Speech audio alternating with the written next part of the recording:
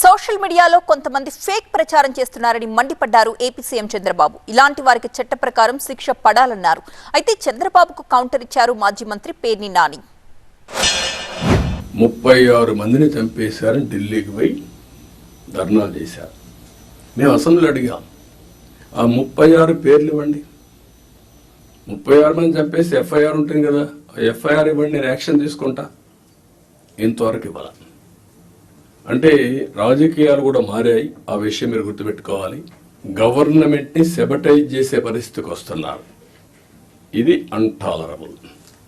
నేను I'm very clear on that. How to handle, will educate people. చట్టపరంగా కూడా action తీసుకుంటాం. ప్రభుత్వం చేత మీరు చేస్తున్నటువంటి మొత్తం కూడా ప్రజలు చూస్తున్నారు. అలాగే నిన్న ఈరోజు కలెక్టర్స్ కాన్ఫరెన్స్లో కూడా చంద్రబాబు నాయుడు గారు అడిగారు, 30 మటలు జరిగినాయి అని చెప్పన్నాడు, ఎఫ్ఐఆర్ కాపీలు ఎవరని. ఖచ్చితంగా ఎఫ్ఐఆర్ కాపీలు మీకు చేత కావట్లేదు కాబట్టి ప్రభుత్వం మీరు నడుపుతున్నా ఈ రాష్ట్రంలో ఎక్కడ మటలు జరిగినాయి, వైఎస్ఆర్ కాంగ్రెస్ పార్టీ వాళ్ళని ఎక్కడ మటర్ చేశారో మీకు తెలియట్లేదు కాబట్టి ఖచ్చితంగా ఎఫ్ఐఆర్ కాపీలు పంపిస్తాను. సోషల్ మీడియాలో కొంతమంది ఫేక్ ప్రచారం చేస్తున్నారని మండిపడ్డారు ఏపీ సీఎం చంద్రబాబు. ఇలాంటి వారికి చట్ట ప్రకారం శిక్ష పడాలన్నారు. అయితే చంద్రబాబుకు కౌంటర్ ఇచ్చారు మాజీ మంత్రి పేర్ని నాని.